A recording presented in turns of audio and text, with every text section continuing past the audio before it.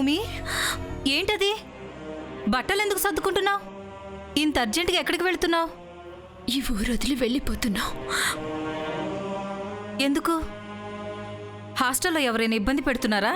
నాతో చెప్పు, వాళ్ళకి నేను వార్నింగ్ ఇస్తాను. ఆ నందిక మా మీద దొంగతనం మోపింది. అవునా? ముక్తాదేవి గారికి చెప్పకపోయారా?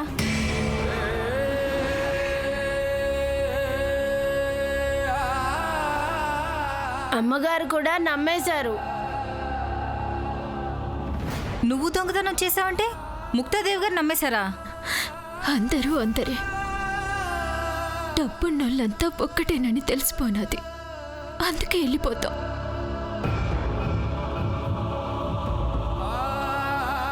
వీళ్ళందరికీ దూరంగా వెళ్ళిపోతాం. నా మాట విను భూమి.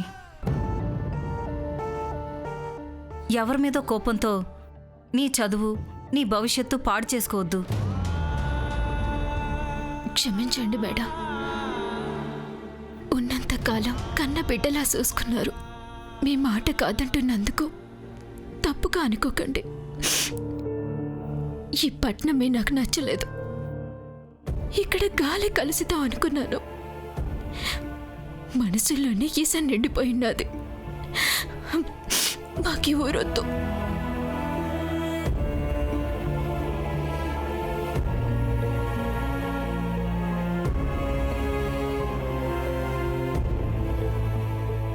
రారాజు, మనకి ఊరితో రుణం తీరిపోనాది.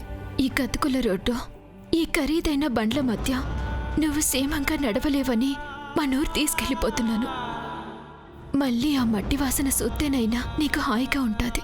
రా రాకుండమ్మా.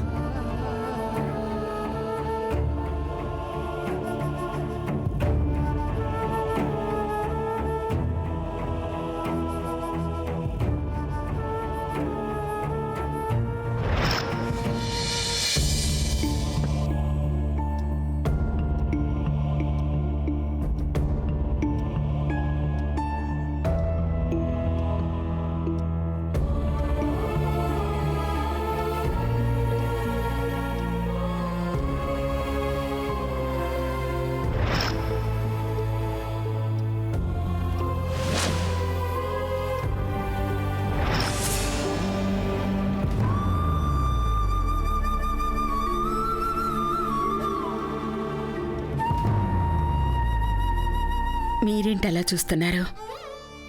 నేను వెళ్ళి భూమికి శిక్ష పడేలా చేసొచ్చాననుకుంటున్నారా? లేదండి, కేసు వాపసు తీసుకుని భూమిని విడిపించాను.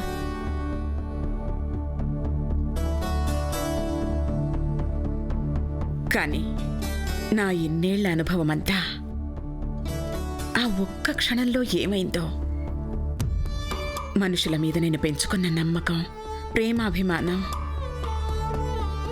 ఏ చెప్పుడు మాటలు విని చెదిరిపోయాయో. ఆ డబ్బు కోసమే ఈ నగల దొంగతనం చేసుంటుంది. అంతే అంతే. భూమి తన కోసం ఏ పని చేసుకోదు. ఎంతసేపు ఎదుటి వాళ్ళు బాగుండాలని కోరుకునే మనిషి కదా. అప్పలరాజు ట్రీట్మెంట్ కోసమే చేసుంటుంది. ఏం మాట్లాడుతున్నావు నువ్వు? అప్పలరాజు ట్రీట్మెంట్ కోసం ఎంత ఖర్చైనా నేను భరిస్తానని చెప్పాను. అయినా కూడా చేస్తోందా? ఎంతసేపు భూమి గురించి నానమ్మ తాతయ్యల దగ్గర ఎందుకు మాట్లాడుతున్నారు? అసలే వాళ్ళు జరిగిన దానికి బాధపడుతున్నారు. ఇంకా ఆ గాయాన్ని పెద్దది చేయడం తప్ప మీ ఓదార్పు వల్ల వాళ్ళకి ఏం ఉపయోగం ఉండదు. అయ్యో, మేమేమన్నామండి? లేని మాట పుట్టించామా, జరగంతేదైనా కల్పించామా? విరాట్ వాళ్ళమ్మ తార కూడా కళ్ళారా చూసింది. అవును డాడీ, ఎవరు నమ్మినా నమ్మకపోయినా భూమే ఈ దొంగతనం చేసింది. భూమి నేరం చేయలేదు. భూమి నేరం చేయలేదు. భూమి నేరం చేయలేదు.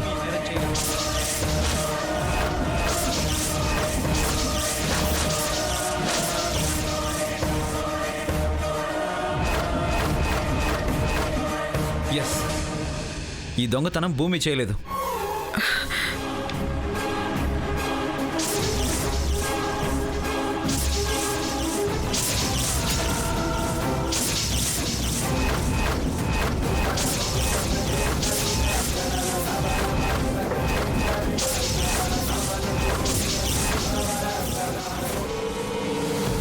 నిజమా?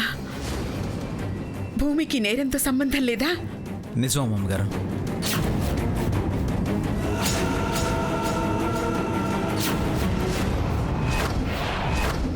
ఆ రోజు నందిక మా అమ్మ కలిసి భూమి మీద దొంగతనం అంటగడుతుంటే తన కళ్ళల్లో నిజాయితీని నేను చూశాను.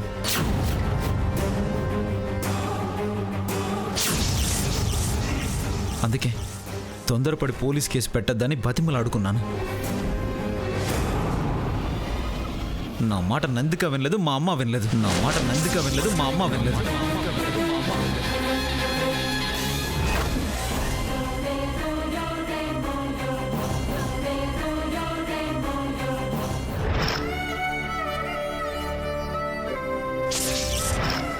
పోలీసులతో వెళ్తూ భూమి నిస్సహాయంగా చూసిన చూపు ఇప్పటికీ నా గుండెల్లో ముళ్ళలా గుచ్చుకుంటుంది.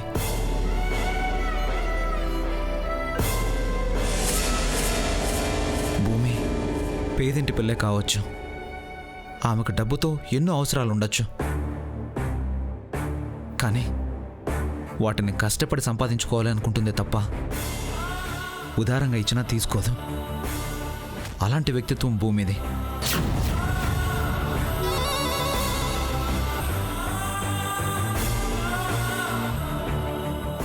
ఆ వ్యక్తిత్వానికి ఈ ఇంట్లో సంకెళ్ళు పడ్డాయి. ఆ ఆత్మాభిమానానికి ఈ ఇంట్లో అవమానం జరిగింది.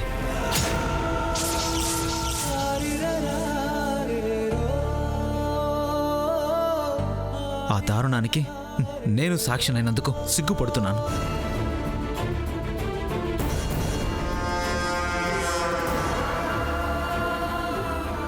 ఏంటి విరాట్, భూమి గురించి నువ్వు వింతగా చెప్పాలా?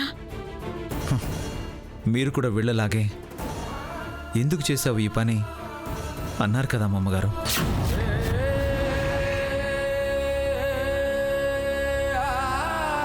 భూమి గుండె ఎన్ని ముక్కలైపోయి ఉంటుందో, ఈ మనుషులంతా ఇంతేనా అని ఆమె మనసు ఎంత విరిగిపోయి ఉంటుందో. మీరన్న మాటతో మాటలే రాక మౌనంగా దండం పెట్టి వెళ్ళిపోయిందే తప్ప ఎవరిని ఏమీ అనలేదు.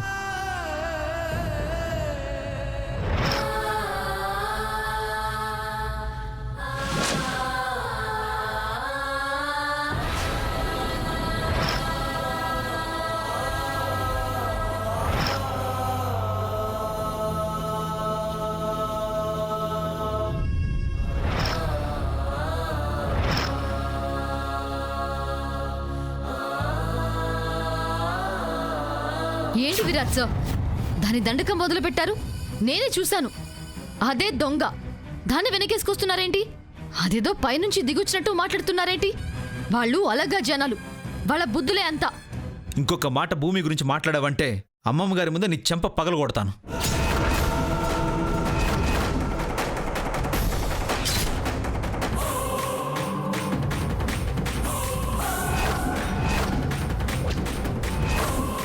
ఓకే విరాట్, భూమి నిర్దోషని నీకెలా తెలిసింది? ఉంది,